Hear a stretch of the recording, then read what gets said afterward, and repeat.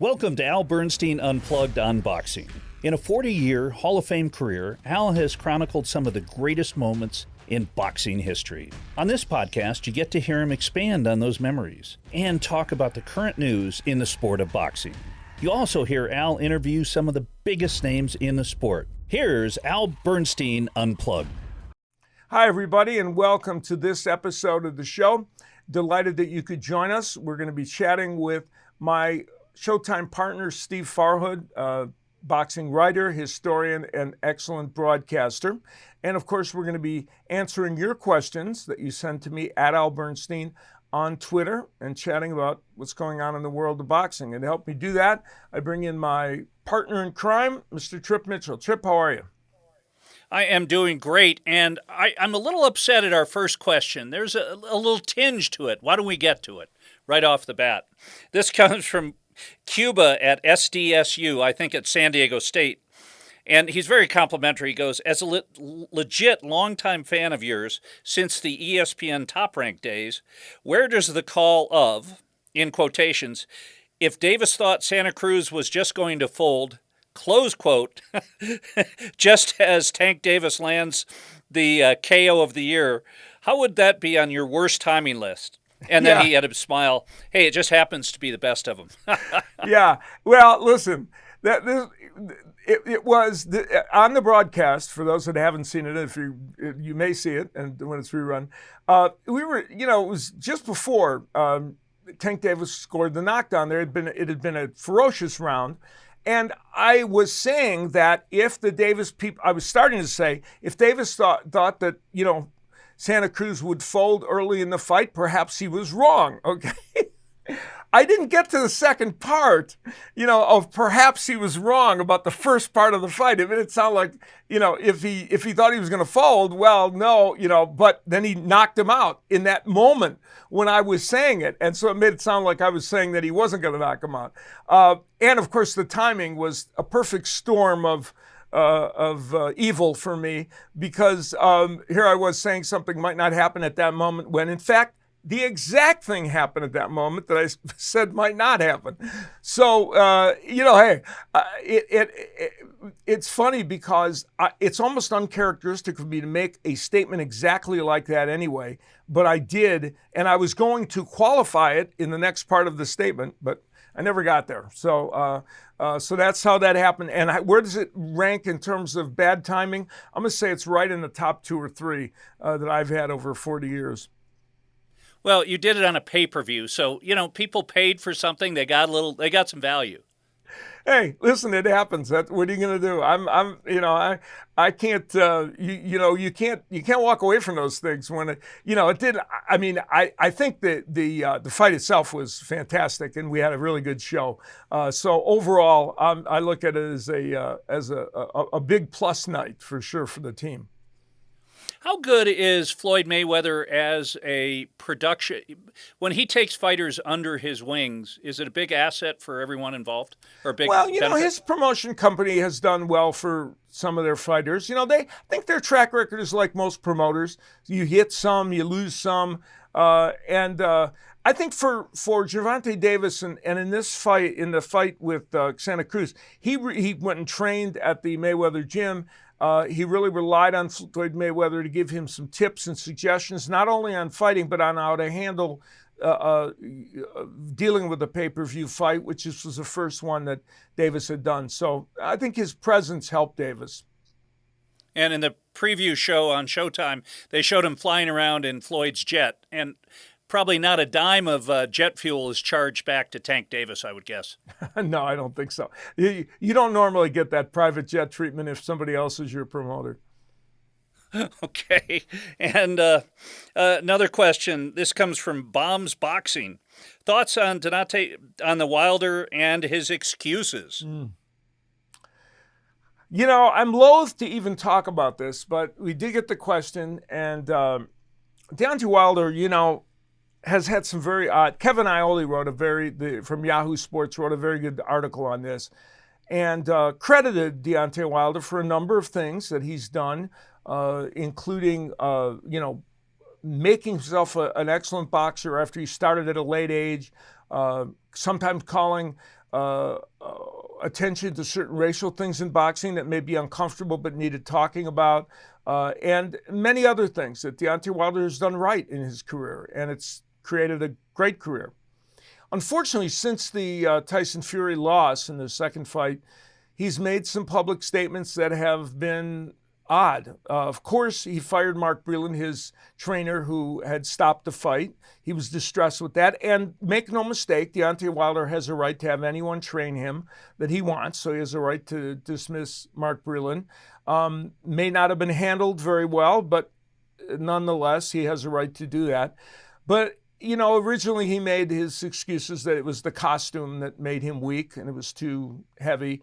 Now he released a video just around Halloween, and it had a kind of a strange Halloween theme to it that made it seem even a little bit more bizarre, in which he talked about conspiracies of, Fury tampering with the gloves, and which is very difficult because the commission is checking those gloves, and also that his water was somehow contaminated, and even suggesting that Mark Breland may have had something to do with that, which was, pretty much over the pale. And so, in general, boxing people have been kind of appalled at what he did. I'm loath to pile on.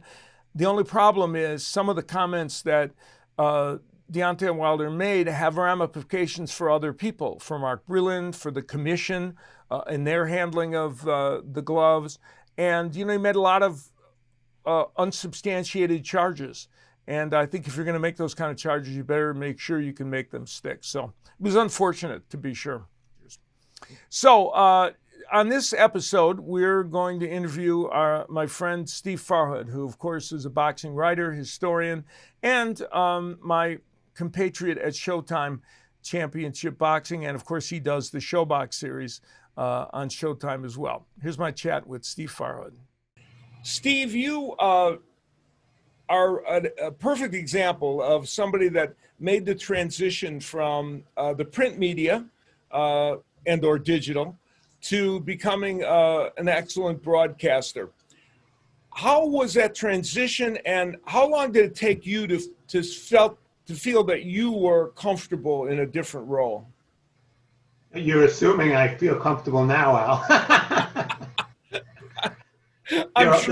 There are those who would argue the point, but it was a great transition, because when you do, and I know that you are one person that can totally understand this, when you're in one industry for as long as we've been, both of us over 40 years, I feel you need changes along the way to keep it fresh and interesting. And for me, the first 20 years, I did primarily print media with the magazines and Ring Magazine and KO Magazine. And then when I made the shift to almost 90% video or television, it brought new challenges. And they were very much challenges for me, because I'm not a natural on television. I kind of fake it, and I do what I have to do. And, with this nose and this receding hairline, and I do the best I can, America takes me in anyway. Yeah. No, I think you're a handsome man who fits television perfectly. Do you ever, though, find yourself in your mind kind of thinking of yourself as still a writer, even though you write a lot, but most of it is for TV now? Yeah, I definitely consider myself a writer first. And it's interesting, in talking to our colleague Barry Tompkins, who's done tons of television, much more than me. He thinks of himself the same way, as a writer first. And I think that's a good thing. It's a healthy thing, because if you think like a writer, your words are going to be sharper. Your thoughts are going to be better thought out. So I think that's a positive. But I definitely think of myself as a writer first. Yeah. And don't you think that, at least I feel this way, having also had a background in writing, I think it helps you organize your thoughts for things that you do on TV. Yeah, I would agree with that. And also, unfortunately, and I don't know how you feel about this, but because of the internet and because of the speed of the internet and the speed requirements of the internet, there is certainly less value presented by the average listener or viewer in journalism than there used to be. I think we see that in hard news coverage as well, which has slanted one way or the other, where it used to be more subjective. But we have the same type of background, you and I, Al, and I think we still value the journalistic part of the job, where you don't see that necessarily in that many other places. I'm not saying what's right and what's wrong. I'm just saying the way it is. It's a very really good point. You have your broadcasting career started out, of course, when you were covering the fights for CNN with Nick Charles, who you would, of course, reunite with on the Showbox series that is past 20 years in its longevity. And that is a series that is unmistakably your series. Your imprint on it is indelible, and it's all the better for that. That series is a unique one in boxing. It is a little bit like the series that I used to do with your current partner, Barry Tompkins, on ESPN, the Top Rank Boxing series, in that people get to see boxers as they're making their way towards contention. Does that influence how you announce fights at all, the fact that you're often doing these prospects? I think it does, Al, and I think the way it does is we don't pretend that we're televising Ali Frazier. Yeah. You know, there's a little bit more of a relaxed atmosphere in the way we broadcast, and Raul Marquez fits right into there. And Barry, of course, is mellow if nothing else. He's not a screamer, he's not a shouter. So I think one of the reasons maybe it works, if for those who think it does work, it is that reason. You know, we take it as more of a almost, I don't want to say casual, but a little less intense than maybe the fights we do on Showtime Championship Boxing or bigger fights. So I do think it has influenced how we broadcast the fight and how we produce the show too.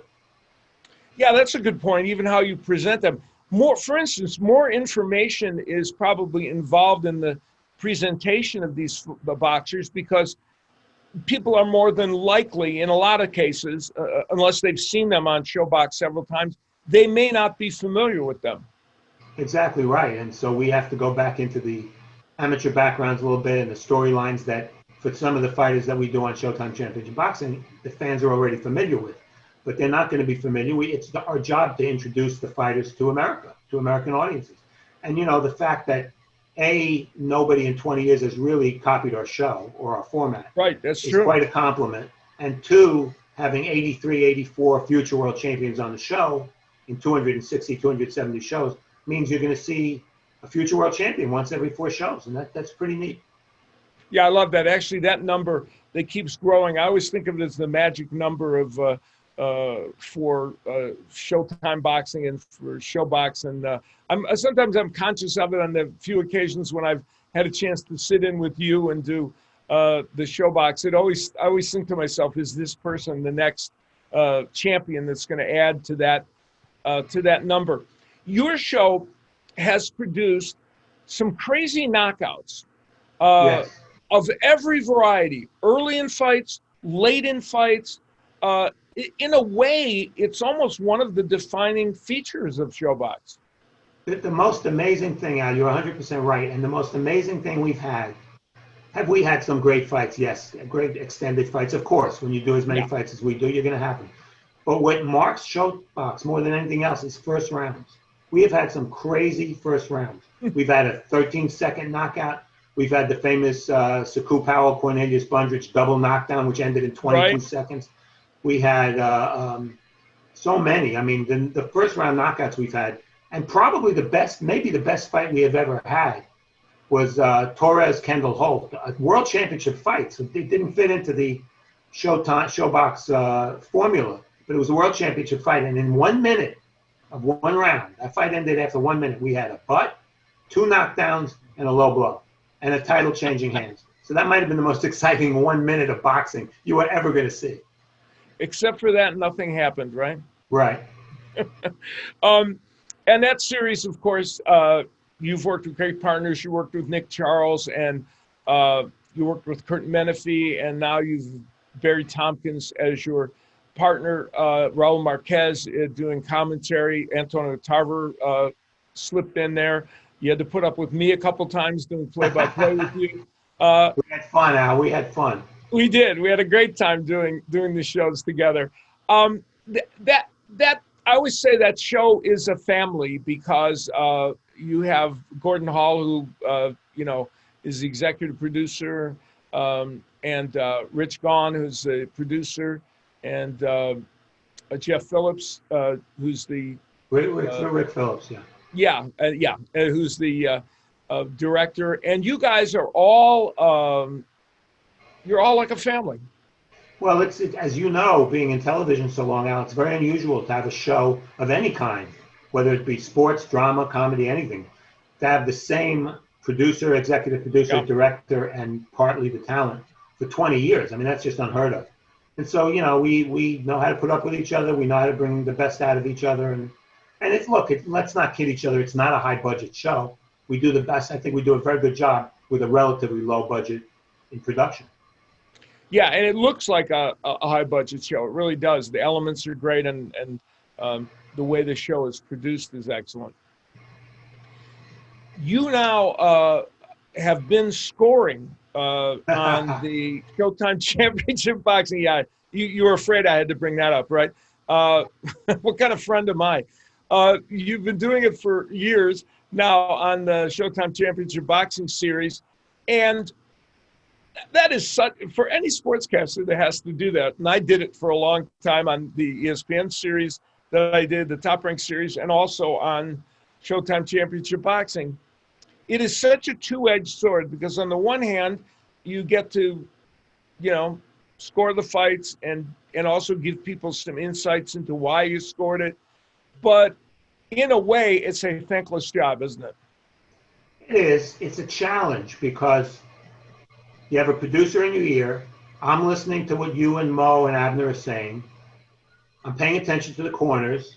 I'm looking at the fight stats, the CompuBox stats, and all of that on top of the fact that the single most important factor in scoring fights is keeping focus.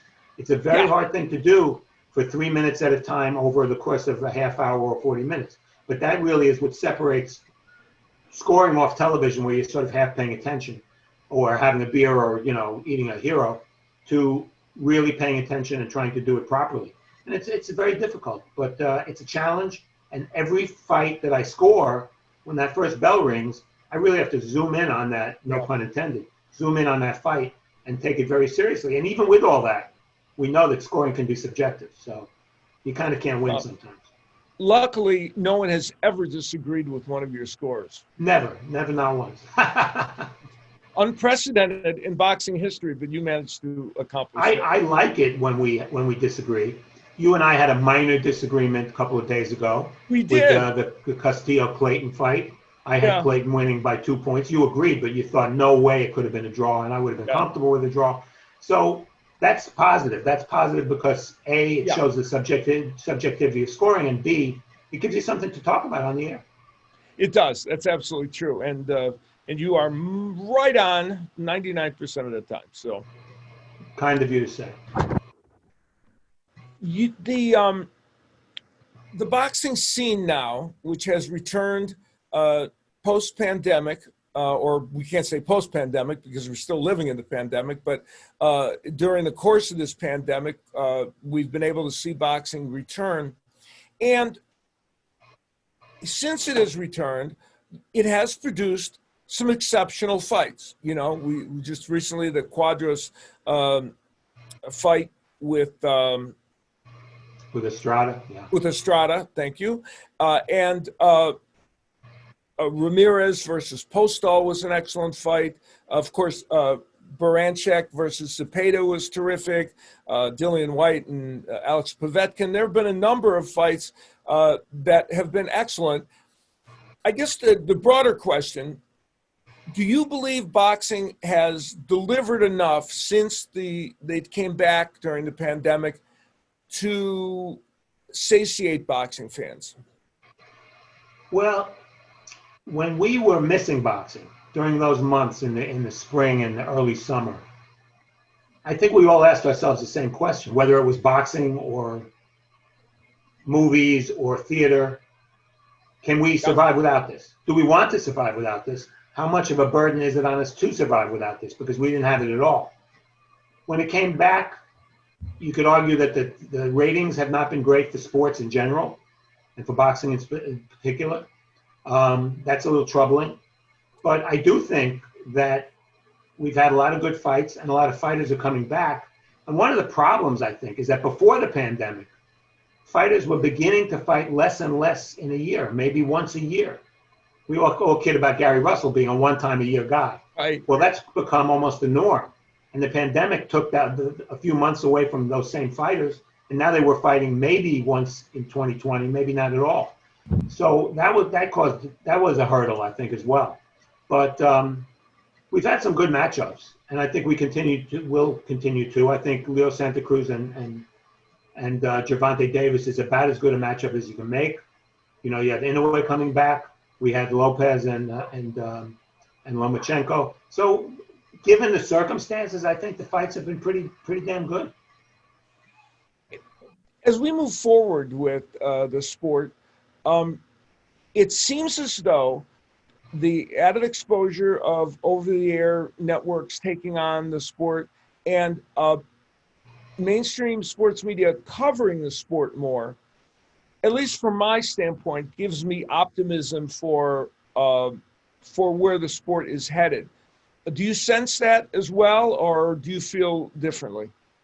Well, a little bit of both, actually. I think the good is that boxing is such a star-driven sport that history suggests that when the right guy comes along, and it doesn't happen all the time, obviously, but when the De La Hoya comes along, when the Chavez comes along, when the Tyson comes along, when the Ray Leonard comes along, that one guy can lift the entire sport. Again, that doesn't happen. You can't wait for that to happen. It has to be kind of a natural, fluid thing for it to happen. The reason I worry a little bit about that is I don't know that all the pieces are in place to take that guy, even if he's the right guy or woman, to lift the sport up. If all the pieces are in place to highlight it and to magnify it so that the mainstream media does pay attention and flashes its spotlight on these fighters. That's what worries me. I don't know that it's the same as it's been in the past. Also, the other factor we have to understand in America is, you know, boxing's not just an American sport anymore. It used to be if America didn't have a huge star, then, you know, where was boxing? Well, today, look at the heavyweights with Fury and Joshua. You know, I mean, they're carrying the heavyweight division right now. So we have to be less provincial and understand that boxing is more of a global sport than it's ever become. And if that means a little bit less attention paid to American fighters, so be it. Yeah, it's true. When you discuss where boxing's at, you're talking about two different things, globally and in the United States, and Right. the two are not necessarily always the same in terms of where the sport is at and how it goes. There are big fights still remaining in this year. One of them is Errol Spence and Danny Garcia down in Texas, and that's an intriguing fight, I think, because Danny Garcia tends to overperform sometimes what people think are their expectations of him. Yeah, for some reason, a lot of people on social media have always been down on Danny Garcia and criticizing him, and I don't understand it. Yeah. You know, has he had one or two fights along the way in the past 8-10 years where he was clearly overmatched? You know, the opponent was overmatched. Yes, but what fighter doesn't have that? He fought Matisse when Matisse was a killer. He's fought a lot of good fighters. He fought a great fight with Sean Porter. I mean, I don't understand it, and I give him a shot against Spence. I really do. You feel he can beat Errol Spence, huh? I give him a shot for sure. I think Spence might be the better all-around fighter.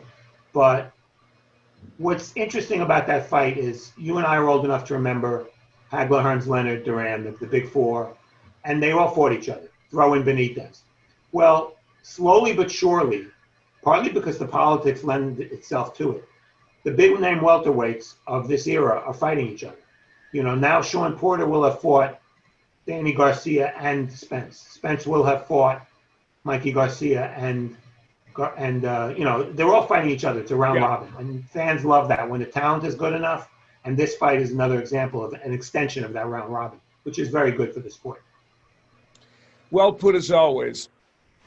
Steve, thank you so much for visiting with me on the show here, and I love the looking back at your career and all the things you've meant to the sport of boxing. It got you inducted into the Boxing Hall of Fame in 2017, rightfully so. and you continue on with your great career. And I am honored to be a colleague of yours. Well, I feel the same way, Al. Thank you so much for having me on. And before you know it, we'll see each other. We'll see each other soon. You got it. Take care, Steve. Thank you, Al.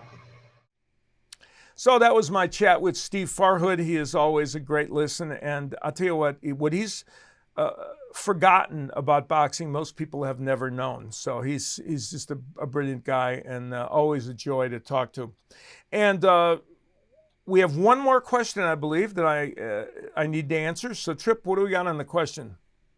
Well, actually, I'm going to please you a little bit. We actually have two more, but let me get the first one. This is from Powder at Hawkeye. What is your greater passion, music or boxing? Well, as most people know, I am a musical performer and perform in Las Vegas and other venues, and I love music. And, it's a 50-50 proposition because I really enjoy broadcasting and I love music. But without broadcasting, I wouldn't be able to pay the bills. So I'm going to go with broadcasting from a mercenary standpoint. But from a passion standpoint, it's about a 50-50 proposition, broadcasting and music. I love doing music when I get a chance. I had a chance to talk to some friends over the weekend about the show, and I told them a couple of the stories that you've related to our listeners about doing shows at Caesars and some of the people in the audience doing strange things while they're enjoying the show. Yeah, we had all those years when I performed in the 80s, especially before the big fights at Caesars, we had everybody there. Oh my God, it was like a who's who. And even up through the 90s when I performed at the Riviera and other places before major fights. And that was what made it fun. It was a gathering place for a lot of people that were there for the fights, and we had a good time. Have you ever done a family sing where your wife, who's a professional musician, your son's a professional musician? Have you guys performed, all three of you, on stage? No, Wes sat in and did some songs at a couple of appearances I did here in Las Vegas. But I haven't done with Connie, though. She was, of course, a great singer for over 30 years with the Rocco Sisters. But Wes has sat in on a couple of performances, so that was fun. Okay. And then our final question, Buddy Mills, what are we seeing in Davis? How good can this young man be? Of course, that's Gervonta Davis, who performed so well in beating Leo Santa Cruz. And, I think that we talked about a little bit earlier what he showed in that performance. He was really superb. He showed the great poise and great counterpunching ability, and of course the power we know is there. There's no question that he's a fighter at age 25 with a huge upside.